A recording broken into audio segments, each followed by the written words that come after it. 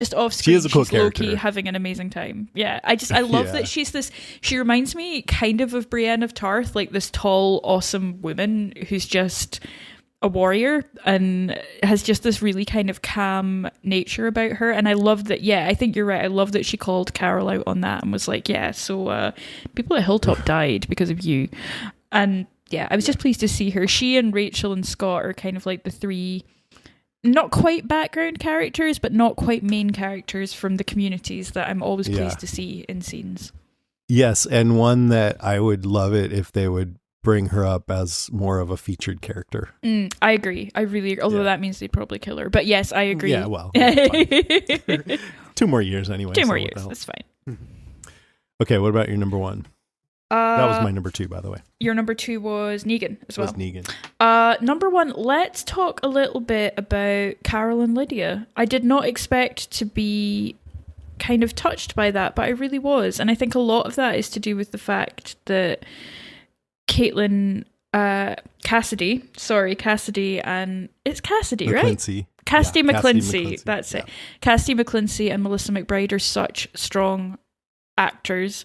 And they just really sold it for me. And I kind of liked that they were finally united because they've both lost Henry. They've both gone through these things. And I enjoyed it. I liked that it was cheesy. It was a bit cheesy, but I bought it. I was happy when Lydia came and literally pulled Carol back from the brink, and they had kind of a touching moment together, and I felt like Carol really opened up a little bit to Lydia there. And I also like that Lydia is a straight shooter. Like, she doesn't talk around things. She's like, are you ignoring me? Well, you shouldn't. It's annoying. I'm not looking for a mother. I'm just trying to figure stuff out. And I just thought, yeah, this is really nice. I like Lydia's character. I'm glad she's here. And that scene of the two of them kind of huddled watching everything fall over the edge and throwing the mask and crying together was just so, I don't know, I found it really powerful. I really liked it. Yeah. I was feeling a bit emotional. I was like, oh. It's a powerful scene. They almost sacrificed themselves. Carol has been close to suicide before, and they kind of saved each other, and you see all these zombies just falling off this cliff like lemmings, and it's kind of like there were a few things in this episode that were horrible and beautiful at the same time, and that was one of them. That's such a good way of putting it, horrible and beautiful at the same time. And the music was great. I really like, there's kind of a musical, I don't know if they've used that theme before. They probably have, but I was noticing that too. It played with Carol and Lydia's scenes, and I just really loved it. It was a nice motif, and it really set the scene well for the whole kind of situation. When Negan first gave Lydia Alpha's mask, was that Alpha's mask? Yeah, I think so. They had that theme, and I noticed it too. It was really nice. I wish I could have queued it up to play it, but the music's been really good. Yeah. I mean, I liked all the Carol and Lydia stuff too. It plays well on, we know Carol's past of becoming a mother figure and then being crushed when the child dies. Yes, and tells Lydia, Lydia's saying, wants to be connected with her. She's grateful that Carol helped kill off or whatever. But Carol's like, Lydia, you need to be your own person. You need to find your own way. And Lydia senses what's going on. And she says, I'm not looking for another mom. That's not what this has to be. This can be something else. So can you.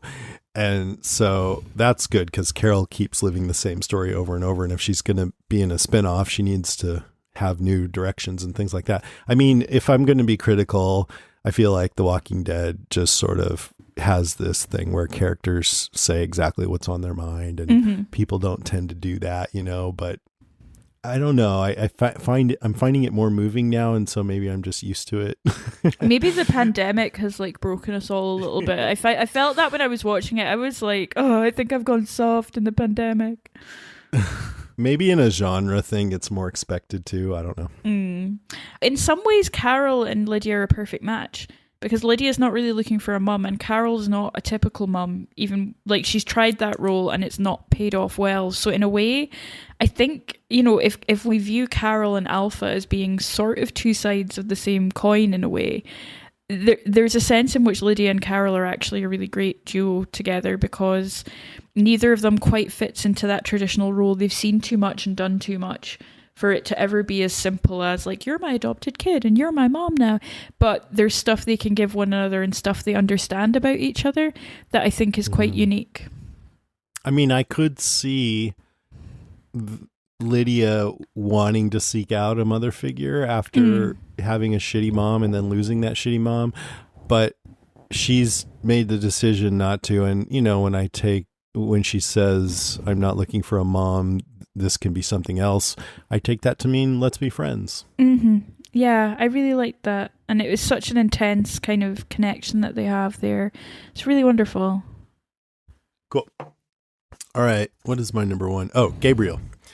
Dun, dun, dun. So when we first meet Gabriel, he's like the shittiest character on The Walking Dead ever. He just pukes. He pukes his way into our consciousness and never leaves. Like even worse than Virgil, maybe. Fuck that guy. Yeah, no, definitely. Pretty bad. But we found out he locked his freaking parishioners out of his church and saved himself. Yeah, that's bad. And then he like sells Rick out as soon as they get to Alexandria. So here he's totally in charge. He's helping kids. He's effective. He's heroic. He's prepared to sacrifice himself to save his own people. So, I mean, this is him self-actualized, and he's basically a whole different character. And if I wanted to be critical, I'd be like, oh, Seth Gilliam probably got tired of everyone hating on him, and now he's probably so happy to be playing this character. But no, characters go through arcs, and he's grown and changed, and so it is. I do like him. I like this guy. Yeah, he was almost like something out of a Tarantino film, like this kind of badass preacher with a massive gun who's like, the righteous, blah, blah, blah. Oh my goodness. Yeah. I felt that's why I felt he might die, because I was like, this is just like full arc for this character. I was like, this is, you know, how different is he to when we met him? But, you know, he got saved, so that's cool. Good for Rosita, I guess, because she's had a not great year. Yeah. And yeah, he's fighting off all these whispers. Yeah. So, and then Maggie hugs him, and oh. So yeah, I liked all the Gabriel stuff. He's become a person that I look at and have nice feelings instead of like, ugh, that guy. Oh, fuck that guy. I wonder how the listeners feel. I know for a long time they're like, oh, fuck that guy. So I'm curious if you guys have come around on him too, or what you think of what they've done with this character. I think as well, I'd like to find out the story of the half of the orange that he and Rosita bonded over. It sounds very cute. One of the listeners wrote in about that, so we'll get did they? In the feedback section. Yeah, excellent. All right, notes. Dog lives. Yay! So that was good. Dog can't die. I had a whole list of like lives. I was like, Luke lives, dog lives, Connie lives. So that was good. Although poor Connie's been picked up by Virgil, so. Good luck with that. Yeah. Like, have Never fun. mind that she's like near death exhausted, but look who found her. She's gonna die of boredom soon. That would be hilarious if like Virgil turns up and they're like, oh yeah, I met this like this woman, Connie, she was great, but she died of boredom, so sorry. Yeah. So that made me laugh. Daryl, we've not really spoken about. Daryl had some cute moments with Carol and with Judith. Yeah, they were just cute. He and Judith have a little bond, which was nice. And as usual, Kaylee Fleming was very good. Knocked it out of the park as Judith as ever. I feel like Judith's a little bit vulnerable at the moment. And I really, as I said at the start, just that connection between her and Maggie was so beautiful. So Maggie left just after Rick dies, or they think he dies, and at that point Judith is little. She's like only 2 or maybe 3 at most. But she might remember her. And I love that they just understood who the other was and that they kind of had matching hats. I don't know what, RJ creepy as ever. I don't know. That kid's voice just creeps me out. Yeah, so that was my last note, was just that Judith was adorable. And Maggie met Aaron's daughter too. So that was lovely. Yeah. I forget that Aaron and Maggie were kind of close. And also that Gabriel and Maggie kind of shared prayers and had a kind of connection through faith as well. So it was nice to remember all those relationships from way back in the day. Yeah, I wonder if she comes back here and is sad because all these people remind her of Glenn. I wouldn't be surprised. It's interesting to think about, isn't it? I'm really intrigued to see how they play that out.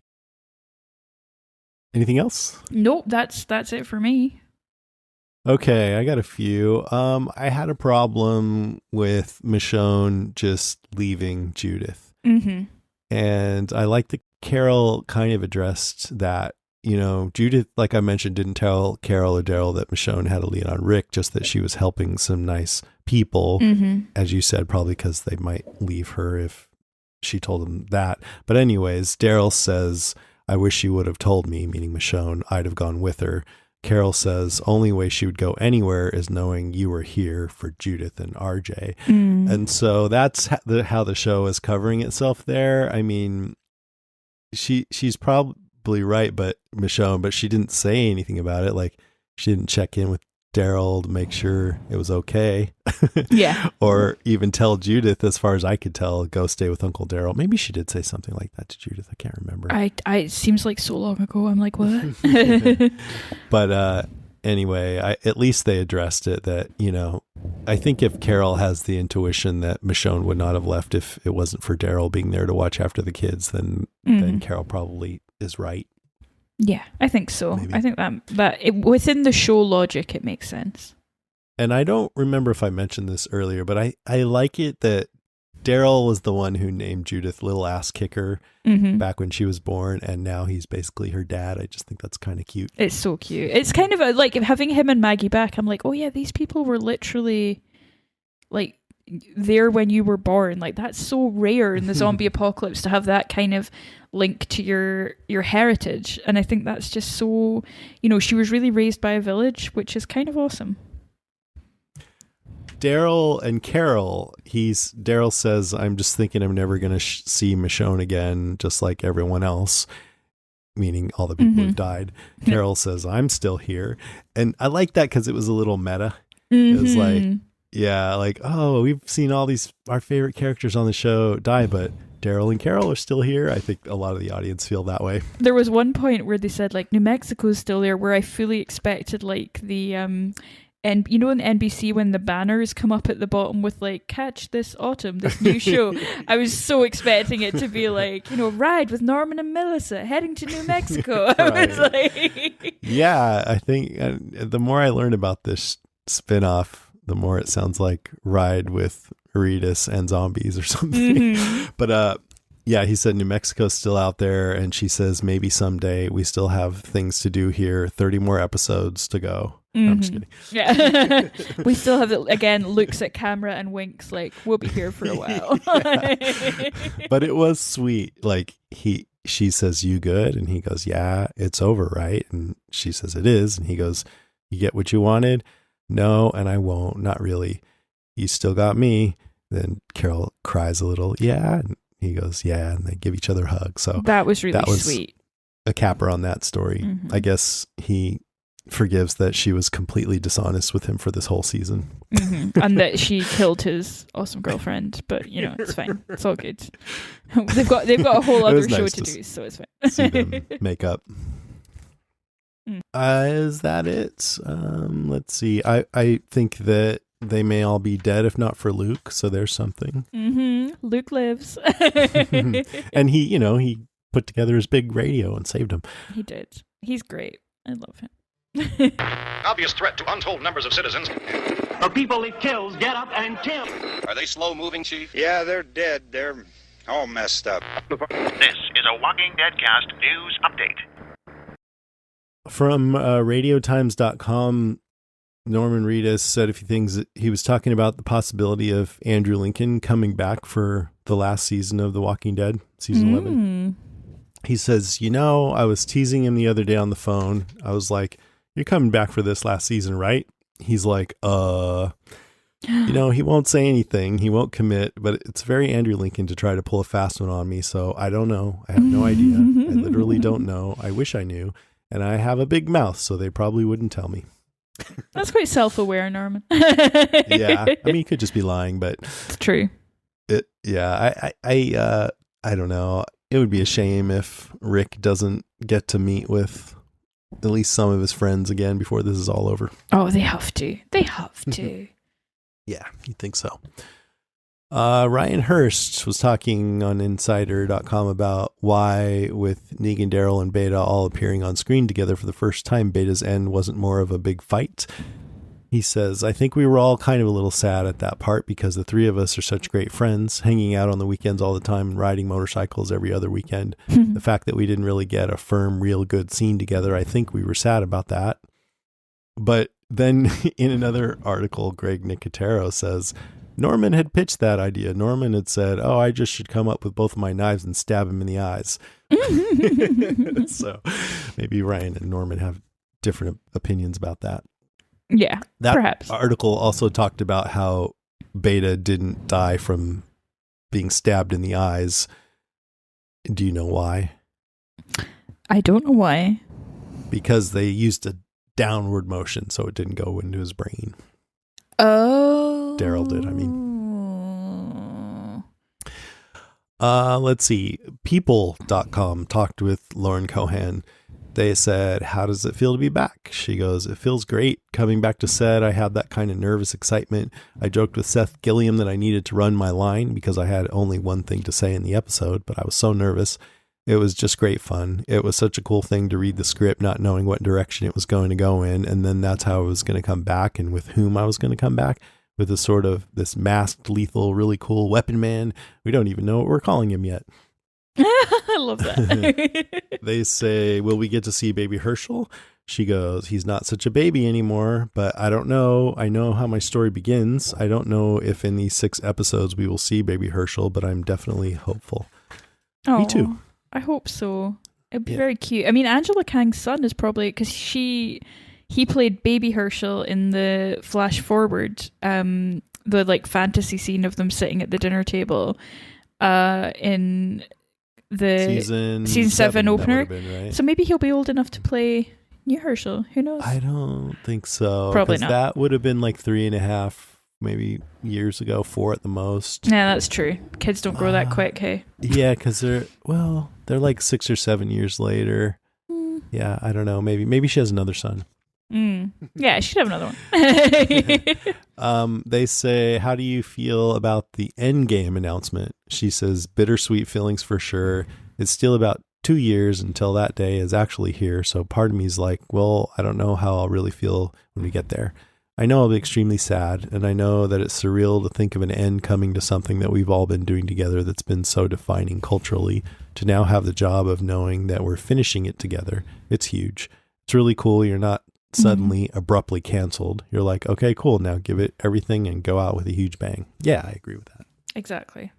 Poor her. She's like, I'm going back. Oh, wait, we're canceled. Oh, never mind. We're ending.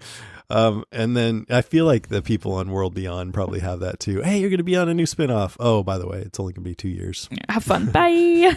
Bye. Then last thing they say, filming is set to start this month. What's that going to look like given COVID-19 protocols? She says there'll be distance, obviously, between the actors. It'll look like we're closer together than we are. We're getting tested multiple times a week.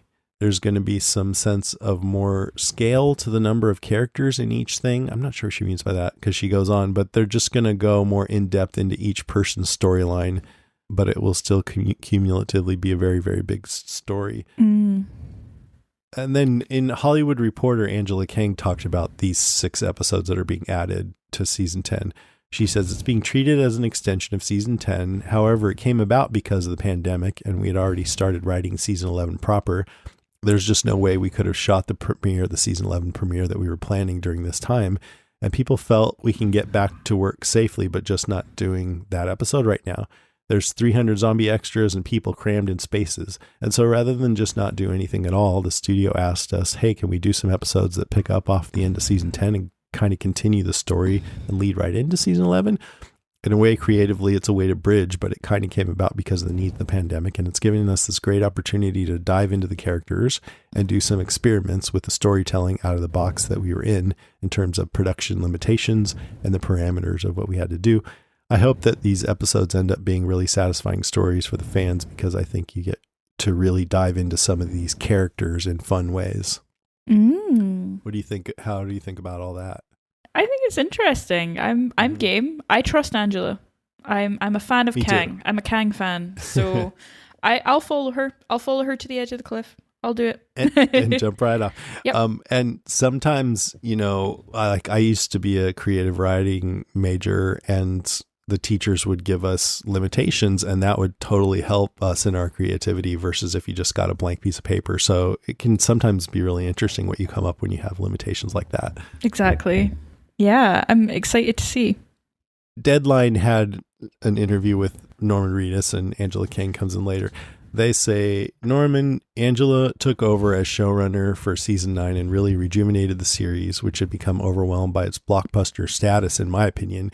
Now she's leading the mother show to its conclusion and then launching the spinoff with you and Melissa. Having been there since the beginning with a character invented for the show, how does that feel to you at this transition point? He says, truth? And they say, of course. And he says, Angela was always my favorite writer on the show. When she came on many years ago, my favorite writer for Daryl, my favorite writer in general. And she really had this thing about her where she would listen to the actors and she would get a feel for what those actors felt of their characters. I think she used it to her advantage. I think she really collaborated, which I think was something we all really wanted to do. And it's hard to run such a show, juggernaut of a television show. It's a big deal, and there's a lot of factors. They say such as...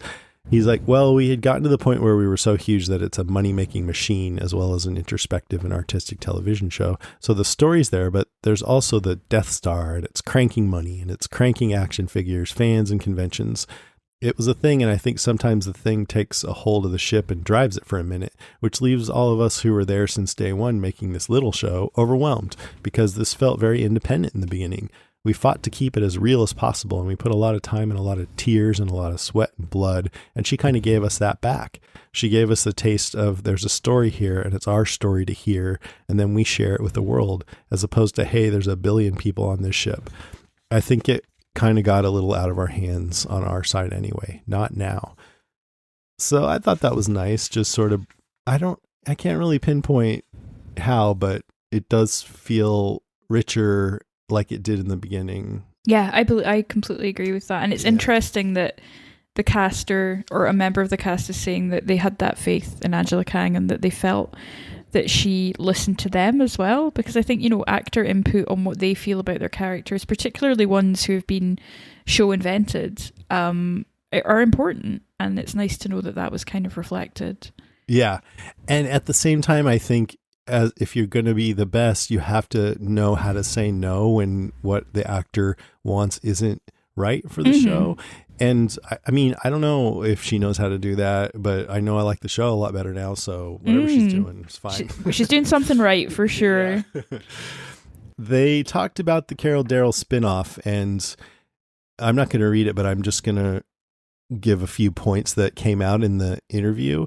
And it's a little spoilery about the nature of the Carol Daryl spinoff. Ooh. So if you don't want to hear kind of what the show's going to be like broadly, but still, you should just skip ahead. This is the last news item, so skip ahead to the listener feedback.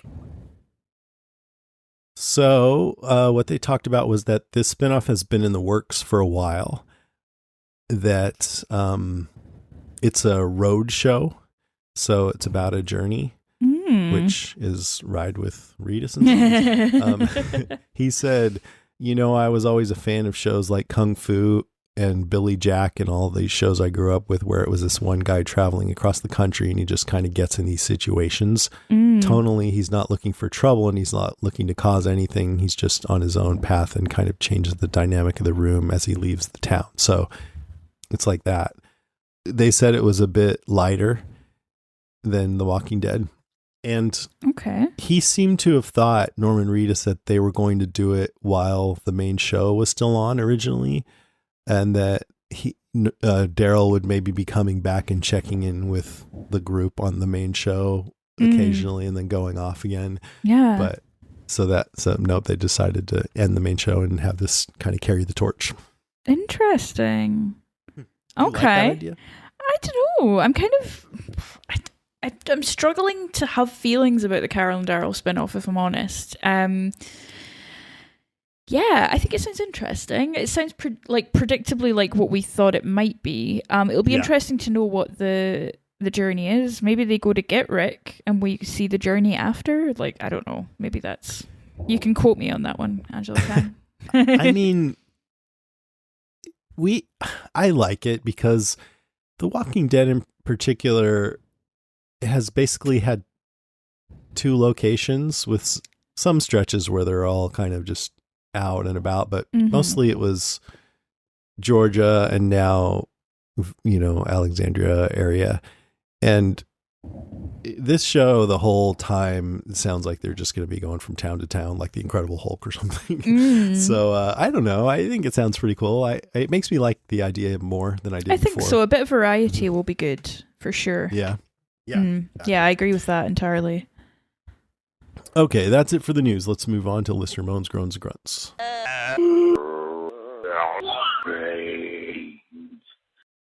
Ed Lester says, I'm assuming that's not Ed, Carol's ex-husband. No, it's Ed Lester. Even though I've had a full bottle of Walking Dead wine, which is oh so good, I really have enjoyed the season finale and the new spin-off. But I feel that I was extremely robbed of an emotional experience due to the announcement of the Carol and Daryl show, so I'm a tad salty over that. Other than that, I've been enjoying my Walking Dead experience, and OMG, did I just see stormtroopers? Love it. I hope, we didn't kill that for anybody. I don't know. No, it's been all over the press. Yeah. It definitely wasn't. If you're coming to if you're coming to Jason and I for your main news, I mean read a newspaper. we're not covering everything. No, I think it would be hard not to be spoiled for it, to be honest. Yeah, I hope so. I hope we didn't spoil it for anybody. Tina Karari says, I geeked out so hard at the sight of the Commonwealth soldiers. Yes. Tammy Barr says, great episode and wish we didn't have to wait so many months for that closure. I had misty eyes throughout. Loved the music, suspense and all of it. I thought for sure Gabriel was a goner and I had no idea I'd be so upset about him dying. The ending was brutal and was so pissed to have to wait for the next episode. Ugh. Or it's a zombie noise. I'm not sure. I've interpreted it as ugh or it's I think it's Yeah. Yeah, it would suck if they just came out like with one episode every 6 months. Ugh, the worst. Ugh, indeed. Ugh. Amelie Rochette says, I liked it. I was expecting something a bit more epic, but all in all, it was a good episode. I was hoping for a bigger fight with Beta, but the moment when he pulled the knives out of his skull was so satisfactorily gruesome and awesome. There were also some nice, touching moments. I'm glad Daryl and Carol settled their differences and that Carol and Lydia made peace. It weirdly seemed like Lydia was taking on the maternal role with Carol, but I'm glad she did. Carol needed some love and to stop being sad, Carol. I also thought it was kind of odd that Mr. Hoodie Ninja still had his mask on at the end when everyone met up. Why wouldn't you show your face to people you meet for the first time? I think he's actually a zombie, so he doesn't want anyone to know. Yeah. Especially after the Whispers War. There are also a lot of questions left unanswered, like Connie and Virgil. He better not take her to his island and feed her drugs. So I'm really looking forward to the next chapter. I'm trying to think of who would still need to hide their face around this gang. Maybe it's Merle. I don't know. Jennifer McGinley says, oh, that was brilliant. Stabby McTwo Knives got Stabby McTwo knifed. Daryl loves Carol again. The stormtroopers have arrived. Talking heads on repeat. I'd have liked to see Gabriel get killed. No offense, Gabe, but stretching it a fair bit to believe that Maggie and the man in the iron mask just got there in the nick of time. Although when I saw that Sasha's real life husband was still around, I couldn't help but think, you fend them off and let Gabriel climb down the elevator shaft. I just about loved everything about this episode, even if getting through the walkers and them turning into lemmings happened way too easily and with not nearly enough casualties. Worst thing about it, Negan's Peaky Blinders hairstyle. Hope it sorted itself out for the next series. So that's it over for a long while, and all we got is the crap I watched the other night with the stupidest characters and storyline ever, and shudders fear. Simon Wooster says, I expected a lot more character deaths. It felt a bit anticlimactic. Jessica Hawaii says, I liked it, but it feels like they're playing it too safe now. No one died. I mean, the girl from Oceanside, but I was watching it, and I didn't even know her name, so I don't really care. Also, might Ezekiel actually be saved? And I wish we'd seen Maggie get a glimpse of Negan. Solid episode, but yeah, where are the deaths? Everybody's so bloodthirsty. I know. Brett Swain says, honestly, a letdown. Wanted some big deaths in this episode. Just felt like I got cheated. And yeah, maybe you should make up your own character and kill him. No, I'm just kidding. Yeah. No, that's dismissive. Sorry. Andrea's comic book death was one of the most shocking things. Kind of wish they'd honored that. Yeah, that was amazing. Jennifer Rain Lockett says, with all the craziness that's going on, it was good to just sit and enjoy the episode and escape. Not one of my favourite episodes, but it was good. Dabalino Bob Grippy says, as good as this episode was, it lacked tension. The universal Walking Dead formula is that any and all cliffhangers and dangerous situations are solved 1/3 of the time it takes to set up. So Daryl and Carol were never in danger. Carl Stawicki says, Maggie looked like Carmen Sandiego, and they killed Beta too easily. I was expecting more of a battle. Carmen Sandiego. Jose Estrada says, missed the opportunity not playing Michael Jackson's Thriller instead of burning down the house. Aww. I love that. That would have been hilarious. It's just a thriller. Otherwise, an excellent episode. I was so happy to see Maggie back. Love you guys. Oh, thanks, Jose. Gemma Hall, my fellow Brit, says, Negan, I officially love him. Hey, shithead. Then Daryl comes at Beta from behind and gets him right in the eyes with 2 knives. It was epic. And then the imagery of him pulling out the knives, flashes of Alpha and getting eaten by the Horde. I just loved it. I loved seeing his mask get peeled off to reveal a very famous singer, according to Negan. 5 stars. Just look at Negan now from season 7, episode 1. I'm not sure how Maggie will react to him being there, but he's a changed man in my eyes, and his partnership with Daryl was great to watch. His love for Lydia as well is just awesome. I can't big him up enough. I'm sorry, Glenn and Abe. You should give that speech to Earl's kid. Yeah. Just kidding. So yeah. He's a great character. I will say that. Awesome. Karen Shee says, yes, there were pacing issues, especially with Beta's death and the end of the Whisper War. But while the episode was low on action, I don't know if I'd say that, it delivered emotional highs. Lydia may have been the one pulling Carol off the cliff, but she was coming off her own ledge with every tug of Carol's hand. I immediately teared up. Bear McCreary's score gets better and better, agreed, with the aforementioned scene and also at Gabriel's last stand. I love how the music was tense and dissonant during Gabriel's struggle, then resolved with harmony at Maggie's reveal. Chef's kiss. Speaking of Gabe, to eros mi media naranja is apparently slang, sorry for my pronunciation by the way, is apparently slang for soulmate in Spanish. But even if, I also read my better half. But even if we didn't know the translation, we automatically understood that Gabe and Rosita have that shorthand / code / inside joke that all lovers do. Indeed, she'll know. Aww. I mean, I still don't know if I buy them as a couple, but it's cute. I'll deal with it. And we got an email here. Yeah, an email from Tara Zalewski. Sorry, Tara, if I'm reading that wrong. I've got brain freeze today. Tara says, hi guys, I've been a listener for many years and love the show. I'm an AMC Plus member and just finished with the finale. It was amazeballs. Not only the story and the way the music was used to draw the viewer in, but the special effects. If ever there was an episode I dreamed to be a guest host on, this would be it.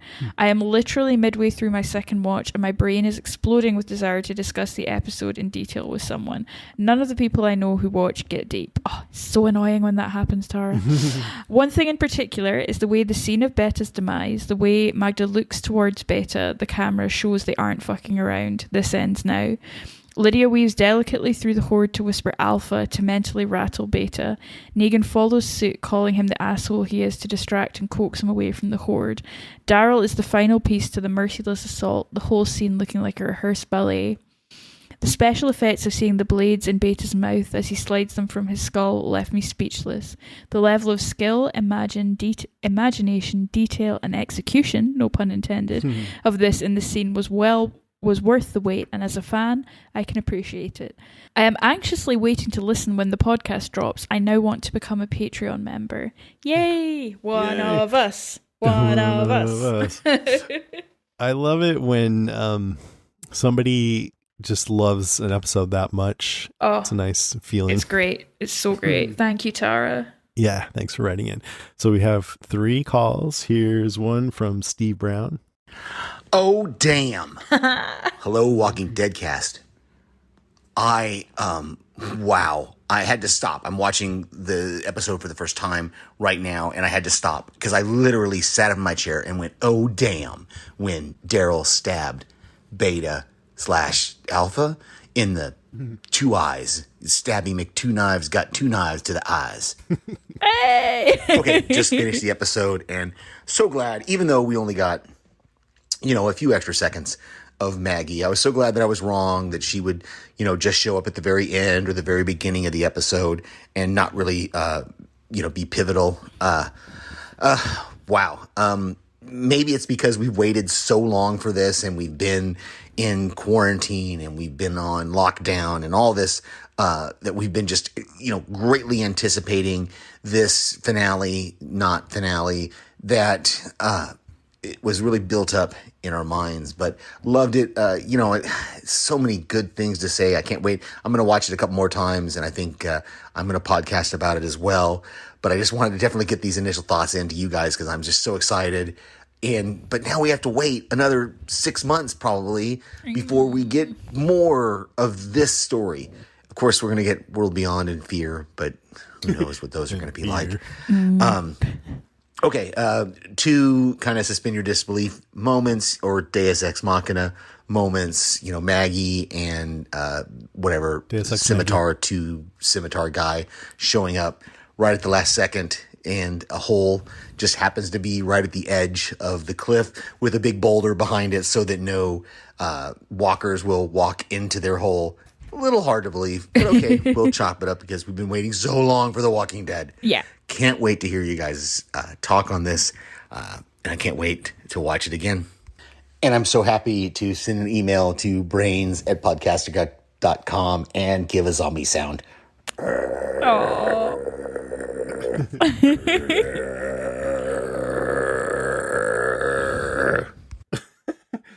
Amazing. Steve, your enthusiasm is infectious. Those weapons, I looked them up, and I think they're called kamas. Oh. Or kamas.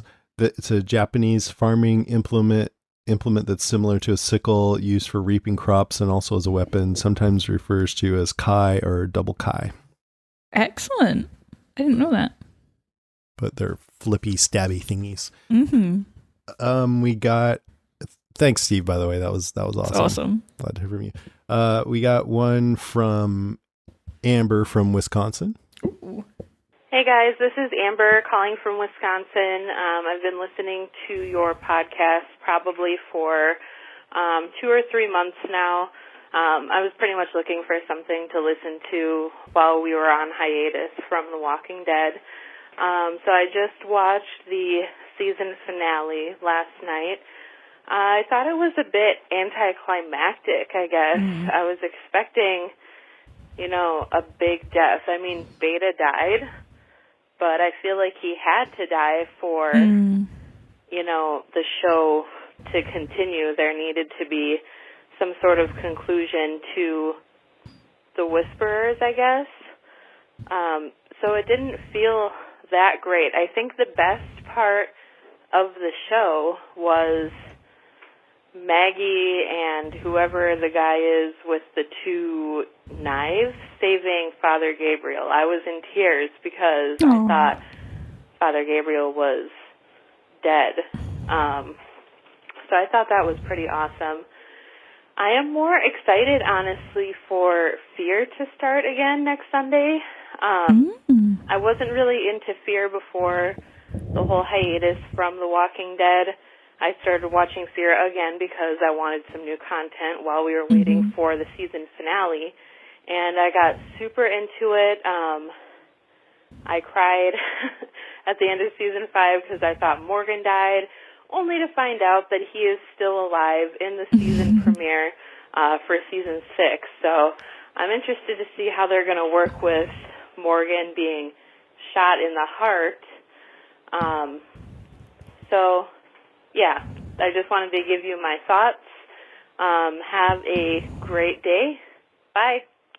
Yay. Yay, new listener. I love that. I would say a couple things as a new listener. I would love it if you'd call in again, and then you need to leave your zombie sound at the end of your call. Yep, you need to leave your call-in card.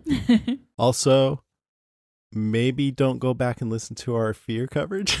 Yeah, don't. You can skip that. You're fine. Don't listen to it. It's all good.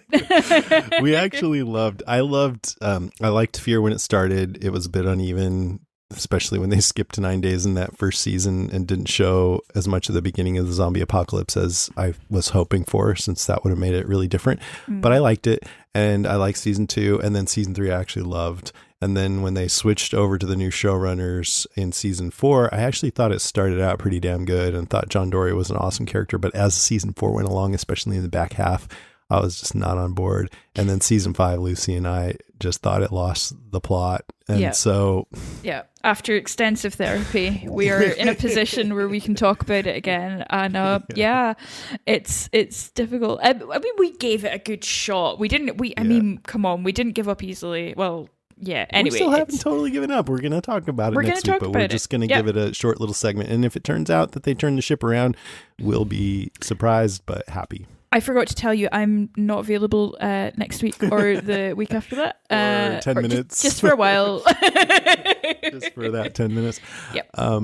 As far as like wishing or hoping or that someone didn't die, someone big, and so it didn't feel impactful, that's really interesting to me, because I used to kind of feel, well, what I did feel when the show started, because I was a comic book fan, beforehand, I just knew, hey, this comic is about characters that you come to like dying in the zombie apocalypse, because it's a harsh world. So you need to be prepared for that. And it became a feature for me because you never know who is going to die. And that's scary and thrilling, right? Anyone could die at any time.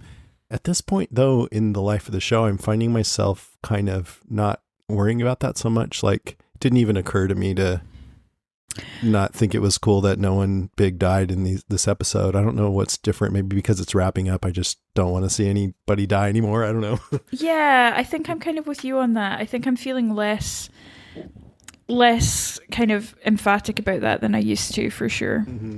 And you could also argue anyone who's lived this long in the zombie apocalypse should be pretty good at survival. So that's one reason why it would make more sense that not as many people die anymore. Yeah, I think they know how to do it. It's kind of survival of the fittest, isn't it? Yeah, absolutely. But thanks again for that call. I'd like to hear from a new person. And here's one more call. I don't think this person left their name, but here it is. All righty. I really don't know where to start. Okay. Maggie Green, she's back. I'm super excited about seeing Maggie. Love the fact that Maggie stayed today, but what the heck? Beta, the death was so quick, it was like I blinked and he was dead. I mean, like seriously, we waited 6 months for this. The COVID had us waiting for this. Like seriously, I'm gonna blame everything. I already blame everything on the COVID. I'm gonna blame this on the COVID, because it was like, I'm totally disappointed. Like, seriously, that's all I can say. Like, I wanted Beta and Negan to throw down. I mean, like, that's what I was really looking forward to. And to blink, and I missed it, it's like, what in the... But, I mean, I'm just happy our guys... I just knew that Father Gabriel was a goner. I mean, he's still here. So, I mean... I'm just happy that we're back. Hopefully it's going to get better. Like I said, I'm just going to blame it on the COVID. Renee Murray here from Atlanta. Alrighty, bye. Awesome. I love that. Yeah, actually hearing that call, I'm like, yeah, maybe they should have fought a little bit more. I love it. I love when people call in. All right. Thanks for calling, everybody, and writing in. And sorry there was a lot of messages, so I just had to pick a bunch of random ones, but I appreciate everybody engaging with this podcast. It makes me feel good. Yeah, definitely. Let's move on to some comic talk. I actually didn't really have time to prep for this, so I'm kind of winging it, but... That makes two of us. What do you got? What did you most want to talk about? So in the comic books, Beta's death comes about with Aaron and Jesus, rather than Negan, and or Daryl. obviously Daryl doesn't exist in the comics. So slightly different. It's similarly quite low key, I feel. And they have a moment after he's dead where they take off his mask and comment that he was, I think it's a basketball player that turned into a film star.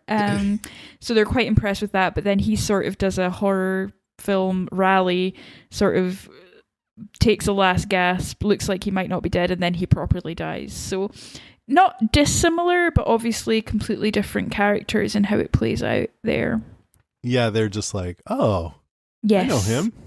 And the other thing that I spoke about earlier that I should come back to is I really thought Father Gabriel was going to die, because Father Gabriel dies in the Whisperer War in a very gruesome way at the tower. Not this specific tower, but in a tower.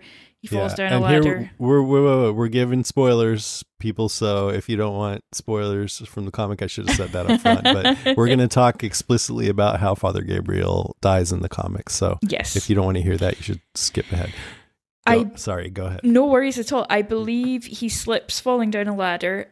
His leg gets caught, so he's hanging upside down with a broken leg, and zombies eat his guts while he's hanging upside down. And basically like the Chevy Chase vacation movie.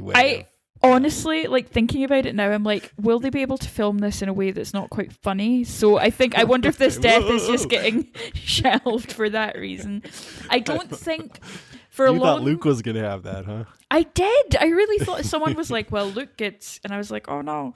I think in the comics they don't they assume he's died for a while, but there's no kind of closure to it. But then I feel like someone finds his vicar's collar or something like that. Oh yeah, I think so.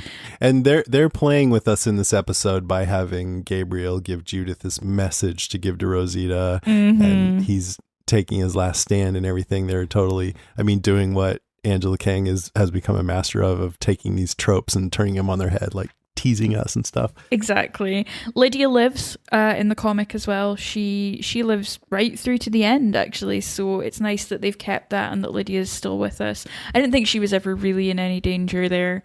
Those were kind of the two main things for me. Yeah, I don't know why. I wasn't even thinking, oh my God, I wonder if someone will die. And so because of that, I wasn't even worried. I think you spoiled it for me that Luke survived. Oh, I didn't mean to. To be fair, I phrased it as a question. I was like, hang on. And then you said you hadn't watched it. And I'm like, okay, I'm not going to say anything more. I don't know if I would have been that might have been one I was wondering about, because we kept thinking he might die, but I didn't even have it on my mind like I usually do. I don't know. Anyway, what about these armored guys? Of course. So we are getting introduced to, I assume, the Commonwealth. What's interesting about the Commonwealth is it's this huge, very high functioning society in many ways. Like there are ways in which it's hugely dysfunctional, but it's this big mass of people that runs in a kind of government style thing. And we've sort of been teased for the Commonwealth or given red herrings for it throughout the show. Like we thought Georgie might be Commonwealth. We don't actually know that she's not, but that was something that was brought up. And obviously when the CRM came to take Rick away, the big thought was that would be the Commonwealth. But now that we know that is actually a completely separate entity, I'm really intrigued to see how that impacts the Commonwealth as we know it. Is it going to be linked to the CRM at all? Is it going to exist completely in its own right? Is it going to be smaller scale? So there's a lot to kind of unpack with that, and I think chances are high that we will see Stephanie in the next few episodes, because she's a huge part of that storyline. It's different people in the books that end up in the comics that end up going to the Commonwealth. I don't think there's any Eugene, crossover. Right? Eugene is there, yes, and Rick. I feel like yeah, Rick. Yeah, and Michonne. Michonne. I think that might be the way it goes. So yeah, Yumiko's not there, Ezekiel's not there, and Princess is there. But yeah, they meet her. I'm going to get super spoilery for the comics because I want to explore this one idea. But one of the big shockers of that storyline is, this is very spoilery for the comic and what's potentially coming up on the show. So I just want to warn you again. But the Commonwealth is like a community of, I think they say 50,000. Yes. So it's the biggest community that we've seen on any of these shows so far. And they have a whole town with lawyers and bakers and all kinds of stuff. And when Michonne gets there, she finds that her daughter, who she'd gotten separated from, is there. And in the show, that doesn't track because she had, I think, 2 sons that died, or a son. I think just one, yeah. Yeah, so it wouldn't have made sense for her anyway. But I wonder if one of these characters has a relative or someone, that they knew that they could meet there. I wonder about that because it's such a big reveal in the comic, and it pays off. It's not just like a shock one. It has like real impact. But as far as we know, Ezekiel doesn't have children. I assume Yumiko doesn't either, but I wonder if it will be like a sibling or a parent or something. Or they might just skip that whole thing. Yeah, they might skip it. I don't know. And also that's where Dwight meets. Actually, Dwight goes to the Commonwealth. Dwight is still on the go in the comics because he meets his end in the Commonwealth. And of course, the Commonwealth is what leads to Rick's death in the comics, ultimately. So it's interesting to see what's going to be the payoff here, what's going to be the beats that they hit, because it's going to be hard to stay on book just given the way that the characters have fallen. It will be intriguing. I'm excited about it. Yeah. And I mean, they might do a Dante on us and have this not be related to what we saw in the comic at all. Exactly. Nothing would surprise me at this just point. Just the same suits, and that's it. The same armored suits. It could just be Stormtrooper. It could be a post-apocalyptic Star Wars convention that's gone wrong. So we just don't know. We don't know, but we're curious. We just don't know. People have been saying about how they were disappointed not to have something like the Andrea death. Do you remember where that fit into the Whisper storyline? They were in a horde. I keep saying that word wrong today. They were in a horde that Beta was leading, I think, and she stops to save Eugene and gets bitten during that. So it is Whisper War related. Okay.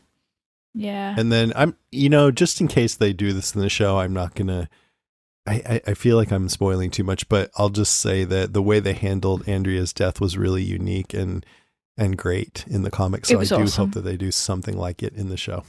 Yeah, me too. I really do. It was a really interesting way to do it, and it would be nice. I'm trying to think who deserves it in the show, because it's quite a meaningful ending there. But yeah, it would be interesting Rick. To see. Yeah, I mean, I kind of thought that's what might happen, but Kara Zalewski. The town of Milton may seem normal at first glance, but the shadows are cursed and the expansive woods surrounding town are forbidden. They call it the Void, and nobody comes back alive. You're headed straight for the Void! Milton lives suspended in time, trapped by a darkness that seems to be creeping closer and closer. It's safe. The Void is kept at bay. Is it, though? Join 3 friends as they embark on an epic journey into the heart of darkness. The Void, wherever you get your podcasts. This is just the beginning. What does it mean to live for the common good? Introducing the Garrison Institute presents The Common Good, the brand new podcast from the Garrison Institute, a leading not-for-profit organization exploring the intersection of contemplation and engaged action in the world. Hosted by me, Jonathan F.P. Rose, a co-founder of the Garrison Institute, the series dives into the threads that bind us all. First, you'll discover the interdependent nature of life with environmental entrepreneur Paul Hawken and trailblazing plant intelligence researcher Monica Gagliano. Next, we unlock the mysteries of the mind with renowned psychiatrist Dan Siegel and Pulitzer Prize-winning author Siddhartha Mukherjee. Finally, we experience compassion and action with social justice activist Conda Mason and environmental leader Bill McKibben. We invite you to listen, reflect, and join us in acting for the common good. Follow the Garrison Institute presents The Common Good on Apple Podcasts, Spotify, or wherever you are listening now.